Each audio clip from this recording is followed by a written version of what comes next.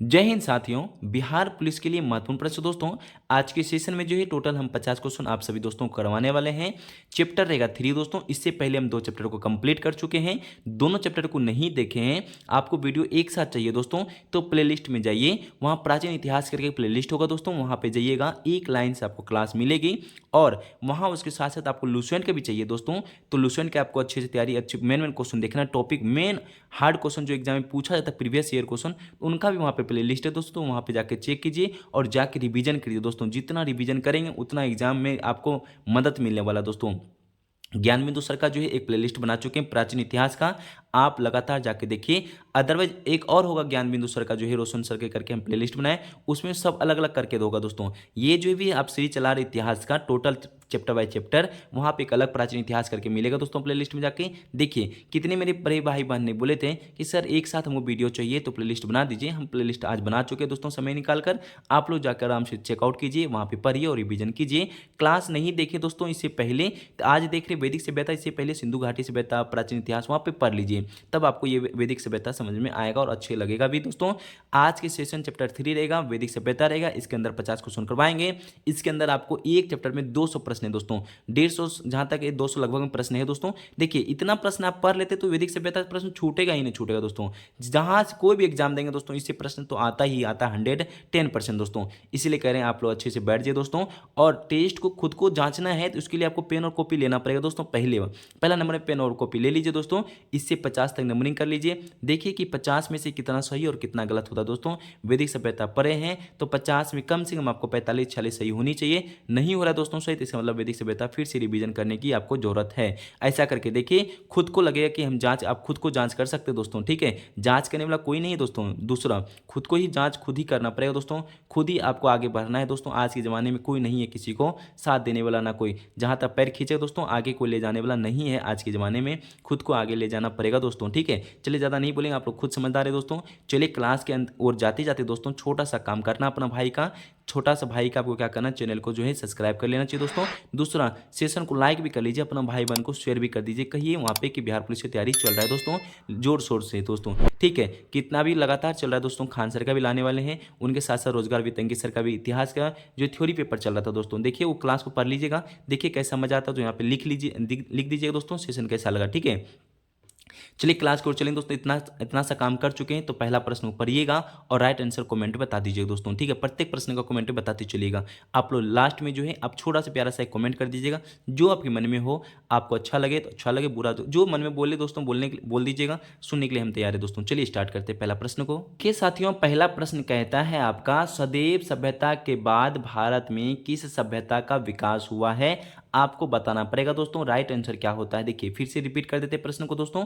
सदैव सभ्यता कब कह रहा है दोस्तों, यहाँ पे जो सदैव सभ्यता के बाद भारत में किस सभ्यता का विकास हुआ है, आपको राइट आंसर बताना पड़ेगा। 1 नंबर प्रश्न का राइट आंसर क्या होता है दोस्तों, आप लोग फटाफट कमेंट में करें दोस्तों। वैदिक सभ्यता, तो सही आंसर दे रहे हैं ऑप्शन नंबर बी, ठीक है दोस्तों। यहाँ पे प्रश्न नंबर 2 को देख लीजिए। प्रश्न कहता है, निम्नलिखित में वैदिक सभ्यता की और किस नाम से भी जाना जाता है, आपको बताना पड़ेगा दोस्तों। निम्नलिखित में वैदिक सभ्यता को और किस नाम से भी जाना जाता है, प्रश्न नंबर 2 का राइट आंसर क्या देते हैं, यहाँ पे दे दोस्तों आर्य सभ्यता, तो यहाँ पे करेक्ट आंसर होगा वैदिक सभ्यता का दूसरा नाम है दोस्तों आर्य सभ्यता, ठीक है। याद रखिए दोस्तों। यहाँ पे प्रश्न नंबर 3 को देखिए।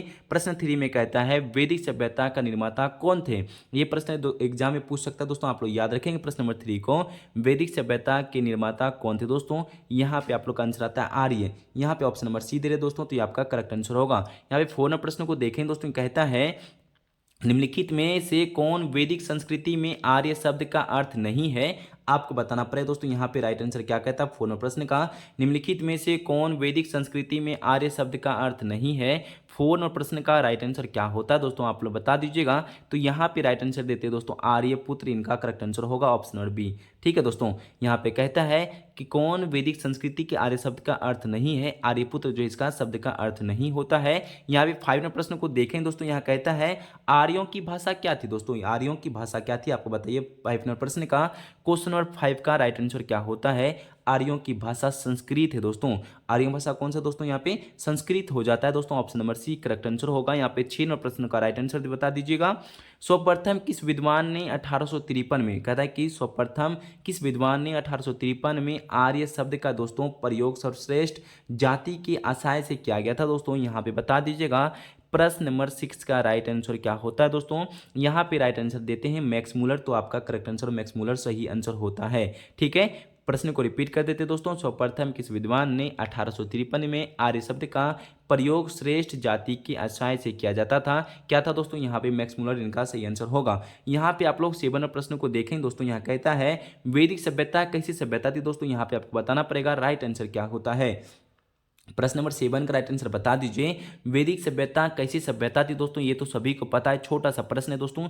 ये जो है ग्रामीण सभ्यता था दोस्तों, यहाँ पे क्या है ग्रामीण सभ्यता। ऑप्शन नंबर ए इनका सभ्यता सही है। वैदिक सभ्यता कैसी सभ्यता थी दोस्तों, ग्रामीण सभ्यता थी दोस्तों, यहाँ पे सही आंसर होता है ऑप्शन नंबर ए। आप प्रश्न नंबर 8 को देखेंगे, कहता है आर्य सभ्यता के बारे में जानकारी का सबसे महत्वपूर्ण स्रोत क्या है।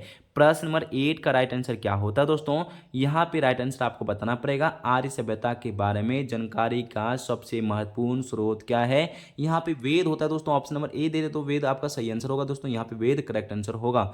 यहाँ पे प्रश्न नंबर 9 को पढ़िएगा तब तो ऑप्शन देखने को मिलेगा आपको कि ऋग्वेदिक संस्कृति का काल किसे माना जाता है दोस्तों, आपको बताना पड़ेगा। 9 प्रश्न का राइट आंसर क्या होता है, आप लोग फटाफट बता दीजिए दोस्तों।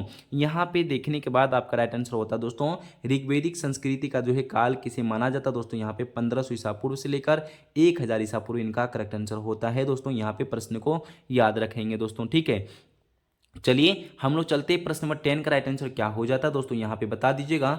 यहाँ पे प्रश्न नंबर 10 में कहता है दोस्तों उत्तर वैदिक संस्कृति, कह रहा है यहाँ पे उत्तर वैदिक संस्कृति काल किसे माना जाता है दोस्तों, आप लोग बता दीजिएगा।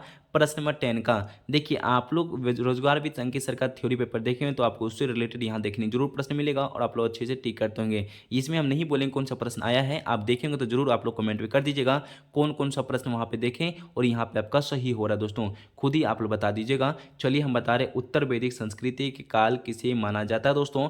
प्रश्न नंबर 10 का राइट आंसर क्या होता है, यहाँ पे देखिए आपका जो है ऑप्शन नंबर ए बी दे रहे हैं तो यहाँ पे सही दे रहे हैं। इनका जो है 1000 ईसा पूर्व से 600 ईसा पूर्व इनका करेक्ट आंसर होता है। ठीक है दोस्तों, यहाँ पे आप लोग 11वां नंबर प्रश्न को देखेंगे तो राइट आंसर आप लोग बता पाएंगे आराम से दोस्तों। कहता है 14वीं सदी ईस्वी पूर्व का एक अभिलेख जो है जिसमें वैदिक देवताओं का वर्णन है प्राप्त हुआ है दोस्तों, यहाँ पे आपको बताइए 11वां नंबर प्रश्न का राइट आंसर क्या होता है दोस्तों। प्रश्न कहता है 14वीं सदी ईस्वी पूर्व एक अभिलेख का जिसमें वैदिक देवताओं का वर्णन है, यहाँ पे बोगजाई कोई यहाँ पे होगा दोस्तों, यहाँ पे ऑप्शन नंबर ए इनका सही होगा दोस्तों, यहाँ पे देख लीजिएगा। ठीक है, यहाँ पे आप लोग देखेंगे 12 नंबर प्रश्न 12 नंबर प्रश्न को पढ़ेंगे तो कहता है 12 नंबर प्रश्न में दोस्तों कि ऋग्वेद और अवशेषता के समानता है और अवशेषता किस क्षेत्र में संबंधित है दोस्तों, आपको बताना पड़ेगा। प्रश्न को देखिए 12 नंबर प्रश्न को पढ़िएगा तो राइट आंसर आप लोग अच्छे से बता दीजिएगा दोस्तों। आप फटाफट आप लोग ईरान दे रहे तो यहाँ पे करेक्ट आंसर ईरान हो जाएगा दोस्तों, इसे जो है किस क्षेत्र से संबंधित है, ईरान से संबंधित है, ऑप्शन नंबर सी यहाँ पे करेक्ट आंसर होगा। यहाँ पे आपको फिर से मिलान करना पड़ेगा दोस्तों। ये प्रश्न कहता है आर्यों के मूल निवास स्थान को लेकर विभिन्न विद्वान के विचार का मिलान करें, आपको मिलान करना पड़ेगा, अच्छे से आप लोग मिलान कर लीजिएगा। बहुत अच्छे स्टूडेंट आप लोग मेरे भाई बहन हैं, यहाँ पे फटाफट आपको मिलान कर लीजिए। मैक्स मूलर का क्या राइट आंसर होगा दोस्तों, मैक्स मूलर एक मध्य एशिया का जो है मूल निवासी था दोस्तों, यहाँ पे आपका जो है ए का 4 आंसर होगा। चलिए ए का तो सही हो जाता है। बाल गंगाधर तिलक कार्यों का मूल निवास क्या था दोस्तों, यहाँ पे बाल गंगाधर तिलक आपको बताना पड़ेगा दोस्तों। यहाँ पे बी का राइट आंसर आप लोग दे रहे उत्तरी ध्रुव, तो आप लोग यहाँ पे तीसरा नंबर दे रहे तो सही दे रहे दोस्तों। ठीक है, दयानंद सरस्वती का राइट आंसर क्या दे रहे दोस्तों, सी नंबर प्रश्न का राइट आंसर बता दीजिएगा। दयानंद सरस्वती तिब्बत के थे दोस्तों, यहाँ पे ए नंबर इनका सही आंसर होता है। गंगानाथ झा कहाँ के थे दोस्तों, गंगानाथ झा जो है ब्राह्मी ऋषि देश के थे दोस्तों, यहाँ पे इनका सही होता है। तो लास्ट मतलब प्रोफेसर पेनका, इनका जो है जर्मनी, इनका राइट आंसर हो जाएगा। एक बार आप लोग मिलान कर लेंगे दोस्तों, फिर से रिपीट कर लीजिए। मैक्स मूलर का रहने वाला मदेशिया, बाल गंगाधर तिलक उत्तरी ध्रुव, दयानंद सरस्वती उसका तिब्बत, गंगानाथ झा इनका ब्राह्मी ऋषि देश और प्रोफेसर पेनका का हो जाता है जर्मनी। यहाँ पे आप लोग का राइट आंसर होता है दोस्तों, देख लीजिएगा मिलान करके। यहाँ पे हमको जहाँ तक लग रहा है यहाँ पे एक का जो है सी, यहाँ पे हमको लगता है सी नंबर इनका सही आंसर होगा। एक बार अच्छे से रोक के देख लीजिएगा दोस्तों। यहाँ पे 14 प्रश्न का राइट आंसर बताइए दोस्तों। प्रश्न कहता है आर्यों का आरंभिक इतिहास की जानकारी का जो है मुख्य स्रोत किस ग्रंथ को माना जाता है दोस्तों, आपको बताना पड़ेगा। 14 का राइट आंसर आप लोग क्या देते हैं दोस्तों, फिर से रिपीट करते हुए प्रश्न को कहते हैं आर्यों की आरंभिक इतिहास की जानकारी का मुख्य स्रोत किस ग्रंथ को माना गया है, ऋग्वेद को माना गया है। ऑप्शन नंबर ए दे रहे तो यहाँ पे सही आंसर होगा ऑप्शन नंबर ए। ठीक है, यहाँ पे 15 प्रश्न को देखें दोस्तों, कहता है ऋग्वेद में आर्यों निवास स्थल के लिए सप्त सदैव क्षेत्र का उल्लेख मिलता है, जिसका अर्थ होता है दोस्तों 15 का राइट आंसर कहता है 7 नदियों का क्षेत्र, इनका सही आंसर होगा दोस्तों ऑप्शन नंबर बी इनका करेक्ट आंसर होगा। ठीक है, यहाँ पे 16 प्रश्न को देखिए दोस्तों, कह रहा है मिलान करें, मिलान करके आपको बताना पड़ेगा दोस्तों वैदिक नदियों और आधुनिक नाम इनको बताना पड़ेगा दोस्तों। राइट आंसर क्या होता है दोस्तों, यहाँ पे कह रहा है वैदिक नदियों और आधुनिक नाम आपको मिलान करना पड़ेगा दोस्तों। यहाँ पे राइट आंसर क्या होता है फटाफट कर लीजिए दोस्तों। कुंभा का आधुनिक नाम क्या था दोस्तों, कुंभा का काबुल हो जाता है दोस्तों। यहाँ पे एक का आपका दो सही हो रहा है। ठीक है, दूसरा कहते हैं परुसनी, परुसनी का दोस्तों यहाँ पे आपको रावी दे रहे हैं तो यहाँ पे रावी हो जाता है दोस्तों, ए बी का 3 होगा। सदा नीरा का राइट आंसर क्या होता है दोस्तों, सदा नीरा को हम लोग कहते हैं आधुनिक नाम गंडक, क्या कहते हैं दोस्तों गंडक कहते हैं। सतुध्री, सुद्री यहाँ पे होता है दोस्तों सतलज, इनका सही आंसर होता है। अस्कनी का चुनाव हो जाता है दोस्तों। देखिए ये जो यहाँ से पॉइंट आपका देख रखा है 4 पॉइंट है दोस्तों, 4-5 पॉइंट है, इनको एक बार याद रख लीजिए दोस्तों, नहीं तो आपको पछताना पड़ेगा। इनमें से एक प्रश्न तो जरूर आएगा दोस्तों। ठीक है, इस प्रश्न को याद रखेंगे, यहाँ पे 5 हो जाएगा दोस्तों यहाँ पे। ठीक है, अस्कनी को हम लोग चुनाव कहते हैं, इसको पांचों पॉइंट को याद रख लीजिए, दिमाग में नोट कर लीजिएगा, जो कि आपके एग्जाम हॉल में पूछे तो आप लोग सही कर पाएंगे, तो आपको गलत 1 नंबर तो लॉस हो जाएगा दोस्तों आप लोग का। ऋग्वेदिक समाज कैसा था दोस्तों, आपको 17 नंबर प्रश्न का बताना पड़ेगा दोस्तों। इन ऋग्वेदिक समाज जो है प्रतिष्ठात्मक था दोस्तों, यहाँ पे ऑप्शन बी इनका करेक्ट आंसर होगा दोस्तों। यहाँ पे बी दे रहे हैं तो सही आंसर होगा। यहाँ पे 18 प्रश्न में कहता है ऋग्वेद काल में जो है सामाजिक संगठन किस पर आधारित था दोस्तों। 18 नंबर प्रश्न का राइट आंसर क्या कहते हैं दोस्तों, यहाँ पे आपका आंसर आ रहा है गोत्र, तो सही दे रहे दोस्तों, यहाँ पे गोत्र इनका करेक्ट आंसर होगा। प्रश्न को रिपीट कर देगा, ऋग्वेदिक काल में सामाजिक संगठन किस पर आधारित था दोस्तों, गोत्र पर आधारित था दोस्तों। यहाँ पे 90 प्रश्न देखिए साथियों, 19 प्रश्न में कहता है ऋग्वेदिक काल में सबसे छोटी राजनीतिक एवं सामाजिक इकाई क्या था दोस्तों, यहाँ पे आप लोग बता दीजिएगा। तो राइट आंसर आप लोग फटाफट 19 प्रश्न का राइट आंसर बता दीजिए दोस्तों। देखिए फिर से रिपीट करते प्रश्न को, ऋग्वेदिक काल में सबसे छोटी राजनीतिक एवं सामाजिक इकाई दोस्तों यहाँ परिवार इनका करेक्ट आंसर होता है ऑप्शन नंबर बी दोस्तों। यहाँ पे 20वां नंबर प्रश्न को देख लीजिए दोस्तों, कहता है ऋग्वेदिक समाज की सबसे छोटी इकाई परिवार या कुल थी जिसके मुखिया पिता होते थे, उन्हें क्या कहा जाता था दोस्तों, यहाँ पे बता दीजिए। 20वां नंबर प्रश्न का आप लोग दे रहे हैं दोस्तों कुल्प, इनका सही आंसर होगा ऑप्शन नंबर ए, यहाँ पे करेक्ट आंसर हो जाएगा दोस्तों। यहाँ पे 21वां नंबर प्रश्न को देखिए दोस्तों, कहता है वैदिक संहिताओं में कितनी नदियों का उल्लेख मिलता है, आप लोग फटाफट जवाब दे दीजिएगा दोस्तों। कहता है वैदिक संहिताओं में कितनी नदियों का उल्लेख मिलता है दोस्तों, टोटल यहाँ पे 25 नदियों का उल्लेख मिलता है, ऑप्शन नंबर ए होगा दोस्तों। यहाँ पे पूरे भारत में उच्च न्यायालय का दोस्तों संख्या टोटल होता है दोस्तों कितना है 25 है दोस्तों, ये भी प्रश्न को साथ साथ याद रख लीजिएगा। चलिए हम लोग 22वां नंबर प्रश्न को देखेंगे दोस्तों, यहाँ पे कहता है क्या है 22वां नंबर प्रश्न को पढ़ने के बाद आपको यहाँ पे आंसर आपको पता चल जाएगा दोस्तों, यहाँ पे फटाफट कर दीजिएगा। ऋग्वेद में कितनी नदियों का उल्लेख मिलता है दोस्तों, आप लोग फटाफट बता दीजिए। 22 नंबर प्रश्न का राइट आंसर देते हैं दोस्तों 25, तो यहाँ पे सही आंसर होगा। ऋग्वेद में कितनी नदियों का उल्लेख मिलता है, तो 25 नदियों का उल्लेख मिलता है दोस्तों, ये याद रखेंगे। यहाँ पे आपको 23वां नंबर प्रश्न में कहता है दोस्तों ऋग्वेद की नदी सूक्त में केवल कितनी नदियों का जो है वर्णन किया गया है, यहाँ पे 23 नंबर प्रश्न का राइट आंसर बता दीजिए दोस्तों। देखिए प्रश्न को कैसे पूछा जा रहा है, कैसे आप लोग गलत कर सकते हैं दोस्तों। ऋग्वेद की नदियों सूक्त में केवल कितनी नदियों का वर्णन किया गया है, आपका जो है राइट आंसर हो जाएगा दोस्तों ऑप्शन नंबर बी 21 इनका सही आंसर हो जाता है। यहाँ पे 24 प्रश्न को पढ़िएगा दोस्तों, यहाँ कहता है निम्नलिखित में से कौन सा कथन सही है, आपको बताना पड़ेगा दोस्तों यहाँ पे कौन सा कथन सही है, पढ़ने के बाद ही आपको पता चलेगा कौन सा कथन यहाँ पे सही है। ऋग्वेद काल का सर्वाधिक महत्वपूर्ण जो है नदी सिंधु को बताया गया है, ये पॉइंट आपका सही आंसर होता है। दूसरे पॉइंट में कहता है दोस्तों यहाँ पे इस काल का जो है सर्वाधिक पवित्र नदी सरस्वती को माना गया है, ये बात तो सच है, सर्वाधिक पवित्र नदी सरस्वती को माना गया है, जिसे हम लोग देवीत्मा, मातेत्मा एवं नदीत्मा भी कहा जाता है दोस्तों। ये हमको जहां तक लग रहा है 1 और 2 दोनों ही पॉइंट आपका सही आंसर होता है, आप लोग दोनों ही पॉइंट है। यहाँ पे तीसरे में कहता है ऋग्वेद में गंगा नदी 3 बार जबकि यमुना नदी का 1 बार उल्लेख किया गया, ये तो आपका सही नहीं होता। तीसरा नंबर प्रश्न का दोस्तों यहाँ पे आपका 1 और 2 जहां दिख रहा है वहां पे दोस्तों वो दोनों आपका सही आंसर हो जाएगा। यहाँ पे 25वां प्रश्न को देखिए दोस्तों, यहाँ कहता है 25वां प्रश्न में निम्नलिखित में से किस वेद में हिमालय पर्वत एवं इसकी एक चोटी मंजुवंत का भी उल्लेख किया गया है। 25 नंबर प्रश्न का राइट आंसर क्या देते हैं दोस्तों, आप लोग बता दीजिएगा। यहाँ पे कह रहा है दोस्तों उल्लेख जो है किसमें क्या गया और ऋग्वेद में क्या गया दोस्तों, यहाँ ऑप्शन नंबर ए इनका सही आंसर होगा।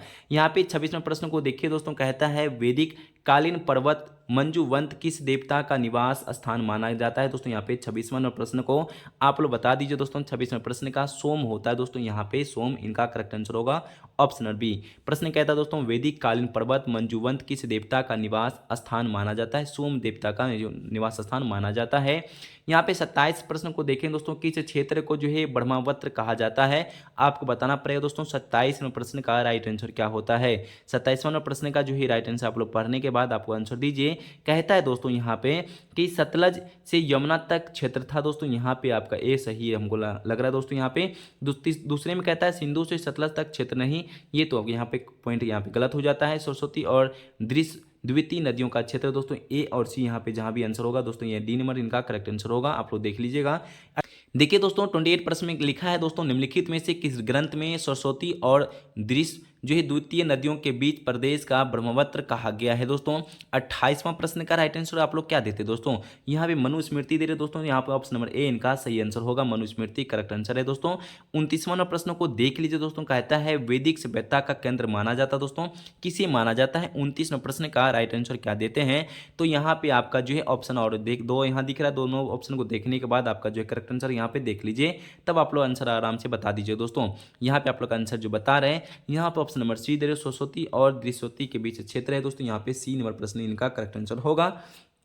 30वां नंबर प्रश्न को देख लीजिए दोस्तों, कहता है ऋग्वेदिक काल में संयुक्त परिवार की प्रथा प्रचलित थी, दादा दादी नाती पोते नानी आदि के लिए किस शब्द का प्रयोग किया गया है दोस्तों, आपको बताना पड़ेगा। 30वें प्रश्न का राइट आंसर क्या होता है।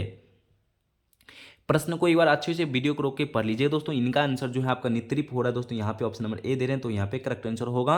यहाँ पे 31वां प्रश्न को देखेंगे दोस्तों, कहता है किस काल में जो है वर्ण व्यवस्था प्रचलित था दोस्तों, यहाँ पे 31वां प्रश्न का राइट आंसर बता दीजिए दोस्तों। यहाँ पे कह रहा है किस काल में जो वर्ण व्यवस्था प्रचलित था दोस्तों, ये तो सभी मेरे भाई बहन को पता है, ऋग्वेदिक काल को जो है ऋग्वेदिक काल में वर्ण व्यवस्था का यहाँ पे प्रचलित था दोस्तों, ये याद रखेंगे। 32वें प्रश्न में कहता है दोस्तों 32 प्रश्न में ऋग्वेद के किस मंडल में पुरुष सूक्त में 4 वर्णों की उत्पत्ति का उल्लेख मिलता है, आपको बताना पड़ेगा दोस्तों। यहाँ पे 32वें प्रश्न का राइट आंसर क्या होता है। प्रश्न कहता है ऋग्वेद के किस मंडल में दोस्तों पुरुष सूक्त में जो है 4 वर्णों का उत्पन्न उल्लेख मिलता है दोस्तों, 10वें मंडल में दोस्तों, यहाँ पे ऑप्शन नंबर सी दे रहे हैं, तो आप सभी दोस्तों का सही आंसर होगा ऑप्शन नंबर सी। तो यहाँ पे 33वें प्रश्न को पढ़ लीजिए दोस्तों अच्छे से, कहता है प्रीत सत्तात्मक समाज के होते हुए भी महिलाओं को यथोचित सम्मान किस काल में प्राप्त था दोस्तों, यहाँ पे आपको 33वां प्रश्न का आपको बताना पड़ेगा दोस्तों। यहाँ पे आप लोग का दे रहे ऋग्वेदिक काल, तो आपके यहाँ पे करेक्ट आंसर ऋग्वेदिक काल हो जाएगा दोस्तों, ऑप्शन नंबर ए, ठीक है। यहाँ पे 34 प्रश्नों को पढ़ लीजिए दोस्तों, कहता है वैदिक युग में कौन सी सामाजिक कुप्रथा प्रचलित नहीं थी दोस्तों, यहाँ पे 34 प्रश्न का राइट आंसर क्या देते हैं, आप लोग बता दीजिए दोस्तों। प्रश्न रिपीट एक बार कर लीजिए, वैदिक युग में कौन सी सामाजिक कुप्रथा प्रचलित नहीं थी दोस्तों, इनमें से जो है सभी प्रथा जो है यहाँ पे प्रचलित नहीं था दोस्तों, यहाँ पे ऑप्शन नंबर डी होगा दोस्तों, यहाँ पे एक बार देख लीजिएगा। यहाँ पे आप लोग 35वें प्रश्न को देख लीजिए, कहता है वैदिक युग में जो पुत्रियों को कौन सा संस्कार किया जाता था दोस्तों, यहाँ पे 35वें प्रश्न का राइट आंसर आप लोग बता दीजिएगा दोस्तों। यहाँ पे आप लोग का आंसर क्या होता है, आप लोग फटाफट कमेंट करते चलिए।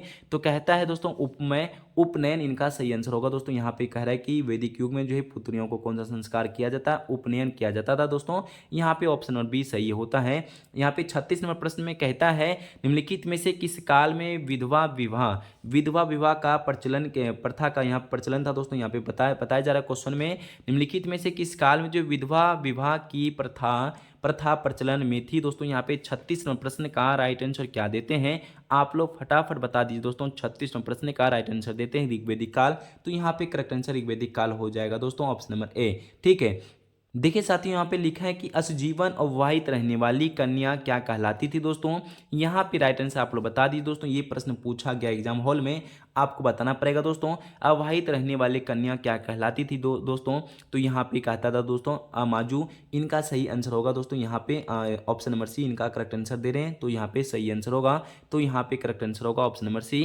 तो यहाँ पे 38वें प्रश्न को देखेंगे, कहता है वैदिक युग में कौन सी सामाजिक कुप्रथा प्रचलित था दोस्तों, यहाँ पे आपको बताना पड़ेगा दोस्तों, कहता है वैदिक युग में दोस्तों कौन सी सामाजिक कुप्रथा प्रचलित था, आपको 38 नंबर प्रश्न का राइट आंसर बता दीजिए। तो यहाँ पे आप लोग का दे रहे हैं दोस्तों दास प्रथा, इनका सही आंसर होगा दोस्तों ऑप्शन नंबर सी दे रहे तो यहाँ पे करेक्ट आंसर हो दोस्तों। यहाँ पे 39वें प्रश्न को पढ़िए और राइट आंसर बता दीजिए। वैदिक समाज में कन्या को दिए जाने वाले उपहार के लिए कौन सा शब्द प्रचलित था? 39वें प्रश्न को एक बार प्रश्न को देखिए और राइट आंसर बता दीजिए दोस्तों।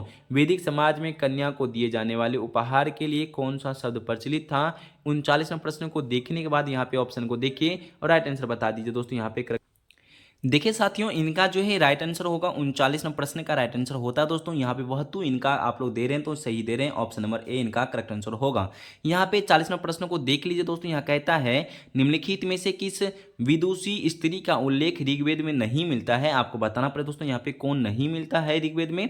आपको फटाफट 40वें प्रश्न का राइट आंसर देना पड़ेगा। सीता इसमें ऋग्वेद में नहीं मिलता, ऑप्शन नंबर जो है डी इनका करेक्ट आंसर होगा। ठीक है, आप लोग 41वें प्रश्न को देखते हैं दोस्तों। यहाँ पे क्या कहता है प्रश्न का, वैदिक कालीन समाज में नियोग प्रथा किससे संबंधित था? दोस्तों यहाँ पे बताना पड़ेगा। कह रहे दोस्तों नियोग प्रथा जो है किससे संबंधित है दोस्तों, यहाँ पे आप लोग बता दीजिए। 41 प्रश्न का राइट आंसर क्या देते हैं दोस्तों? यहाँ कहता है पुत्र प्राप्ति हेतु महिलाओं को अपने देवर से सहचारी संबंध से दोस्तों यहाँ पे संबंधित है। यहाँ पे बी नंबर इनका करेक्ट आंसर होगा। ठीक है, यहाँ पे 42वें प्रश्न को देख लीजिए दोस्तों। यहाँ कहता है निम्नलिखित में से आर्यों के वस्त्र किसके नहीं बने हुए थे? यहाँ पे आपको बताना पड़ेगा दोस्तों। 42वें प्रश्न में कहता है निम्नलिखित में से आर्यों के वस्त्र किसके नहीं बने होते थे?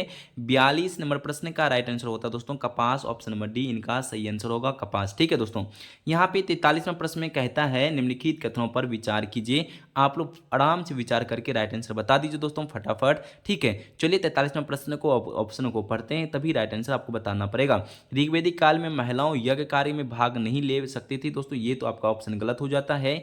ऋग्वैदिक काल में बाल विवाह, सती प्रथा, पर्दा प्रथा प्रचलन नहीं था दोस्तों, ये तो आपका सही होता है। विधवा विवाह प्रथा तथा दास प्रथा का प्रचलन था दोस्तों। 2 और 3 यहाँ पे पॉइंट आपका सही होता है। यहाँ पे देख लीजिए दोस्तों, यहाँ पे ऑप्शन नंबर जो है सी नंबर दे रहे हैं, सही आंसर होगा दोस्तों। ठीक है, यहाँ पे देखिए साथियों 44 नंबर प्रश्न में लिखा है कोड के माध्यम से सही कोड का चयन कीजिए। आप लोग चयन करके आंसर कमेंट बता दीजिए 44 का राइट आंसर क्या होता है। यहाँ पे लिखा है अनमोल विवाह, उच्च वर्ण की स्त्री और निम्न वर्ण का पुरुष, क्या ये पॉइंट सही है? दूसरे में लिखा है प्रतिलोम विवाह, उच्च वर्ण का पुरुष और निम्न वर्ण का स्त्री, ये तो आपका ऑप्शन ना ही डी होता है दोस्तों, ना यहाँ डी में राइट आंसर होता है, ना तो 1 और ना ही 2 सही है, ऑप्शन नंबर डी इनका सही आंसर होगा। 45वें प्रश्न कहता है दोस्तों निम्नलिखित कथनों का कौन सा कथन असत्य है? आपको असत्य बताना पड़ेगा दोस्तों। यहाँ पे राइट आंसर आप लोग बता दीजिए। 45 का राइट आंसर क्या देते हैं? यहाँ पे ऑप्शन को पढ़ने के बाद आप लोग आंसर दीजिएगा। कुछ ऑप्शन आपको नीचे की ओर देखने को मिलेगा दोस्तों, इधर है आपका ऑप्शन 1, यहाँ पे इनको देख लीजिए, तब कमेंट बता दीजिए इनका आंसर क्या देते हैं। यहाँ पे आप लोग ऑप्शन नंबर डी दे रहे हैं, ऋग्वैदिक समाज जाति व्यवस्था की आधारित था दोस्तों, यहाँ पे करेक्ट आंसर होगा। 46वें प्रश्न में कहता है दोस्तों निम्नलिखित में से कौन सा कबीला आर्यों का था? दोस्तों यहाँ पे कह रहा है दोस्तों कौन सा कबीला जो है आर्यों का था, आपको बताना पड़ेगा। 46 नंबर प्रश्न का राइट आंसर क्या क्या होता है, कौन कौन से यहाँ पे ऑप्शन देख रखा है, यहाँ पे सही आंसर बता दीजिए। यहाँ पे कह रहा है अनु आर्य उनका था, ठीक है, अनु, और दूसरा देख रखा है पुरु, और यहाँ पे चौथे में देखा त्रुवर्ष। यहाँ पे 1, 2 और 4 इनका सही आंसर होता है, बी नंबर इनका सही आंसर होगा। यहाँ पे 47वें प्रश्न कहता है दोस्तों आर्यों का पंचचन भी क्यों कहा गया है, आपको बताना पड़ेगा। 47वां प्रश्न में कहता है दोस्तों क्योंकि इनके 5 कबीले थे दोस्तों, इनका ऑप्शन नंबर ए इनका सही आंसर होगा। यहाँ पे 48वें प्रश्न में कहता है दोस्तों कबीले का प्रधान राजा होता था जिन्हें क्या कहा जाता था? दोस्तों यहाँ पे 48वें प्रश्न को बताइए। 48वां प्रश्न का राइट आंसर होता है दोस्तों गोप, इनका ऑप्शन नंबर सी होगा दोस्तों, यहाँ पे देख लीजिएगा। 49वें प्रश्न को देख लीजिए दोस्तों, कहता है आर्यों की सबसे बड़ी प्रशासनिक संगठन कौन सी थी, आपको बताना पड़ेगा दोस्तों। यहाँ प्रश्न बहुत अच्छा है, आपको बताना पड़ेगा आर्यों की सबसे बड़ी प्रशासनिक संगठन कौन सी थी, राष्ट्र था दोस्तों। यहाँ पे बी नंबर दे रहे हैं तो आपका सही आंसर होगा बी, ठीक है। यहाँ पे 50वां नंबर फिर भी जाते जाते क्लास में आपको मिलान चिन्ह करके ही जाना पड़ेगा दोस्तों। मिलान करें क्षेत्र और प्रमुख, क्षेत्र और प्रमुख में आपको मिलान करते हुए आपको घर जाना है। यहाँ पे ग्राम हो जाएगा ग्रामीण, ग्राम को क्या कहते हैं दोस्तों, यहाँ पे ग्रामीण कहते हैं दोस्तों, ठीक है। विश्व क्या होगा दोस्तों, विश्वपति कहते हैं दोस्तों, यहाँ पे इनका सही हो जाएगा, 2 बी का 3 हो जाएगा, ठीक है। जन को क्या कहते हैं दोस्तों, जन को हम लोग गोप भी कहते हैं, ठीक है। कबीला को हम लोग क्या कहते हैं दोस्तों, जनपति कहते हैं कबीला को, यहाँ पे एक इसका हो जाएगा। देख लीजिए यहाँ पे मिलान कर लिए, आप यहाँ पे आंसर एक बार देख लीजिएगा। यहाँ पे हमको जहाँ तक लग रहा है एक का जो है यहाँ पे ए नंबर सही आंसर होगा, ठीक है। 50 50 आज आपको सेशन टोटल हम कितना करवाए थे दोस्तों, 50 क्वेश्चन करा दिए। 50 में से कितना सही कर पाए दोस्तों आज वैदिक सभ्यता से, आप लोग जरूर बता दीजिएगा दोस्तों यहाँ पे, ठीक है। इनके 50 क्वेश्चन तक आपको कितना सही और कितना गलत कर पाए ये कमेंट बता दीजिएगा। और सभी मेरे भाई बहन को यहाँ तक बने रहने के लिए दिल से धन्यवाद। और यहाँ तक क्लास को अंत तक बने रहने के लिए दोस्तों फिर से कह रहे सभी दोस्तों दिल से धन्यवाद। और जाते जाते सेशन को लाइक कर लीजिए, अपने परिवार में शामिल हो जाइए और शेयर कर दीजिएगा अपने भाई बहन को। और जाते जाते दिल से धन्यवाद। जय हिंद, जय भारत, वंदे मातरम।